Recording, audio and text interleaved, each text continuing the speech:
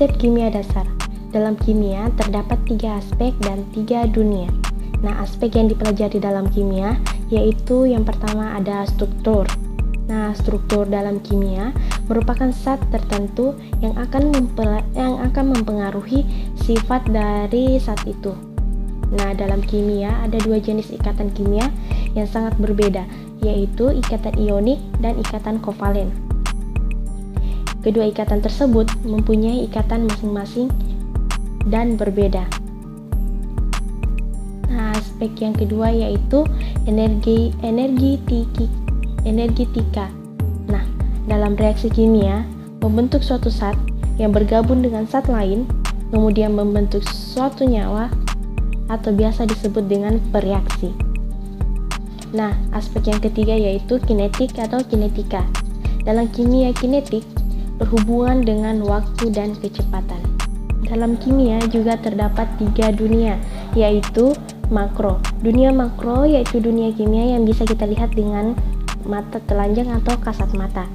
Nah, yang dunia kedua itu submikro, yaitu dunia submikro itu merupakan dunia yang bisa kita lihat dengan kasat mata, tetapi bisa juga kita lihat dengan alat bantu atau instrumen. Nah, yang ketiga yaitu simbol. Dalam dunia kimia identik dengan simbol. Unsur dan senyawa juga diberikan simbol, bahkan rumus kimia biasanya juga diberi simbol.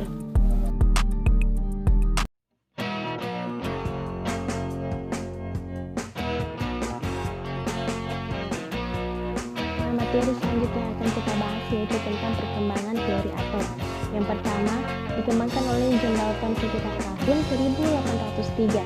Nah, menurut John Dalton, atom berbentuk bulat padat tanpa lubang atau celah di dalamnya. Dalton mendasari teorinya berdasarkan data kuantitatif, data yang terukur, serta hukum kekekalan massa dan hukum perbandingan tetap.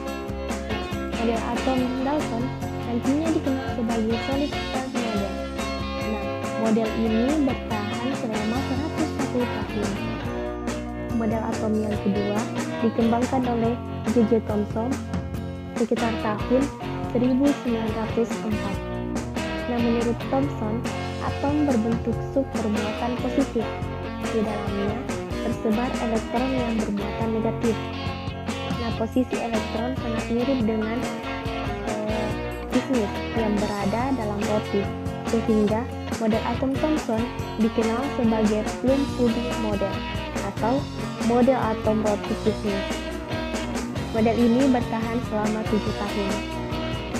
Model atom yang ketiga dikembangkan oleh Ernest Rutherford sekitar tahun 1911.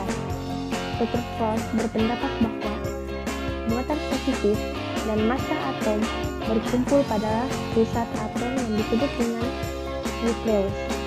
Nah, sedangkan elektron berputar mengikuti nukleus pada jarak yang sangat jauh. Dengan kata lain, sebagian besar di dalam atom adalah ruangan kosong. Hal ini sesuai dengan percobaan hamburan partikel alfa. Model atom Rutherford yang dikenal dengan Needles model, model ini bertahan selama 2 tahun. Nah, model atom yang kelima dikembangkan oleh Erwin Schrödinger sekitar tahun 1926. Menurut Schrödinger, elektron tidak berputar dalam bentuk lintasan pasti, akan tetapi dalam bentuk gelombang, sehingga tidak mungkin mengetahui lokasi elektron yang pasti. Nah, model atom ini dikenal sebagai mekanika kuantum, dapat menjelaskan sebagian besar fenomena kimia dan fisika molekular hingga saat ini, seperti efek Zeeman, ikatan atom, bentuk molekul, dan lain-lain.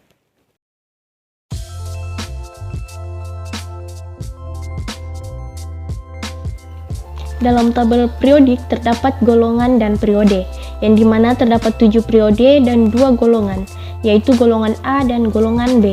Golongan A disebut juga golongan utama, sedangkan golongan B disebut dengan golongan transisi. Nama lain dari golongan 8A yaitu gas mulia, golongan 1A yaitu alkali, golongan 2A yaitu alkali tanah, golongan 7A yaitu halogen.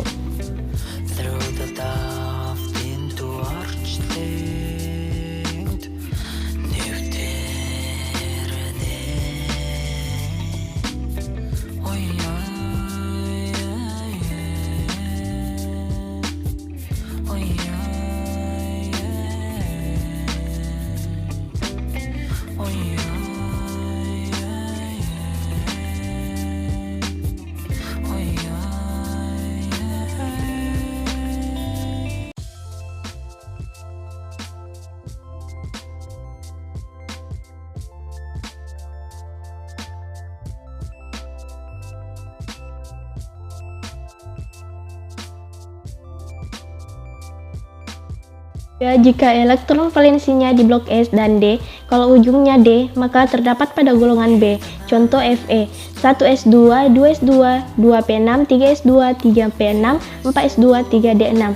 Terdapat pada golongan 8B periode 4. Nah, untuk mengetahui berapa B, dapat dihitung dengan beberapa elektron yang ada di S dan D. Jika totalnya 8-10, maka terdapat pada golongan 8B. Jika totalnya 11, terdapat pada golongan 1B. Dan jika totalnya 12, maka terdapat pada golongan 2B.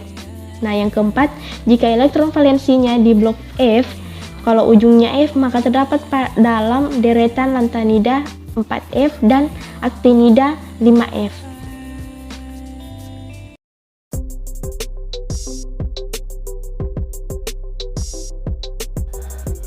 Nah, apa itu stoikiometri? Stoikiometri yaitu ilmu yang menghitung hubungan kuantitatif dari reaktan dan produk dalam reaksi kimia. Rumus kimia ada dua jenis, yaitu yang pertama rumus empiris, yaitu rumus yang menyatakan perbandingan sederhana dari atom-atom yang menyusun suatu senyawa. Yang kedua adalah rumus molekul, yaitu rumus yang menyatakan jumlah atom sesungguhnya yang menyusun satu molekul senyawa. Nah, untuk memahami perbedaan keduanya, coba kita perhatikan contoh berikut ini. Nah, senyawa glukosa mempunyai rumus molekul C6H12O6. Artinya, dalam satu senyawa glukosa terdapat 6 atom C, 12 atom H, dan 6 atom O. Selanjutnya adalah butana, mempunyai rumus molekul C4H10 dan rumus empirisnya yaitu C2H5. Contoh terakhir adalah air dengan rumus molekul H2O. Contoh atom dalam air sudah. Nah, bagaimana cara menentukan rumus empiris dan rumus molekul? Apabila dalam suatu senyawa terdapat rumus empiris AX, BY, CZ, maka perbandingannya X banding Y banding Z merupakan perbandingan mol dari unsur A, B, dan C sesuai dengan perbandingan mol unsur. Nah, selanjutnya rumus molekul merupakan kelipatan dari rumus empiris. Untuk menentukan rumus molekul secara pasti, kita memerlukan data MR atau massa molekul relatif. Hal ini karena MR dihitung dari rumus molekul, bukan dari rumus empiris.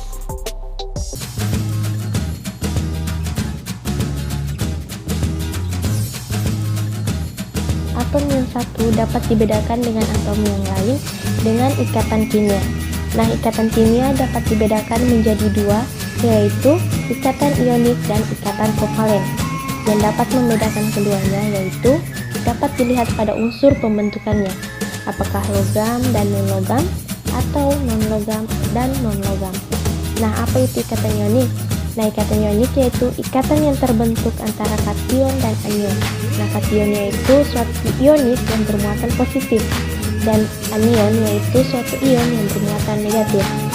Nah, berikut proses pembentukan ikatan ionik.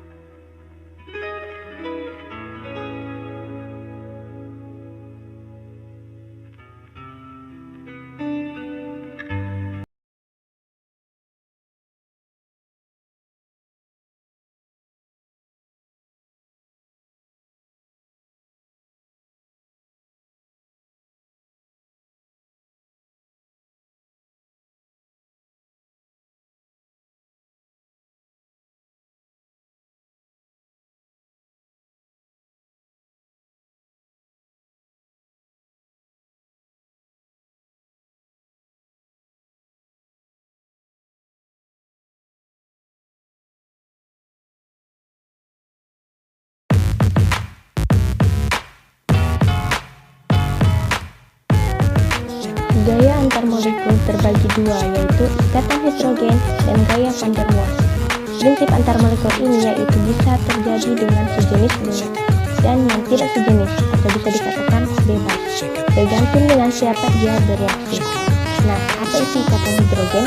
Nah, ikatan hidrogen itu ikatan yang terjadi pada atom H dengan atom-atom yang memiliki keelektronegatifan yang sangat tinggi, seperti fosfor, oksigen, nitrogen. Ketiga oksigen tersebut memiliki keelektronegatifan yang sangat besar, jadi mampu membentuk ikatan hidrogen antar molekul. Apa itu gaya van der Waals? Nah, gaya van der Waals itu yaitu gaya yang dipol permanen, dipol sesaat, dan gaya dispersi. Nah, ikatan ini sangat lemah dibandingkan ikatan hidrogen. Nah, apa itu dipol? Nah, dipol itu yaitu pengkutuban terjadi di senyawa yang polar. Nah, apa itu dipol permanen? Nah, dipol permanen atau pengkutuban permanen yang berasal dari antar molekul, artinya molekul polar dan polar. Nah, yang kedua itu dipol sesaat atau terinduksi, yaitu senyawa polar dan non-polar. Polar mempunyai pengkutuban, sedangkan non-polar tidak mempunyai pengkutuban. Yang ketiga gaya dispersi London, yaitu terbentuk dari senyawa non-polar dengan non-polar yang tidak mempunyai pengkutuban.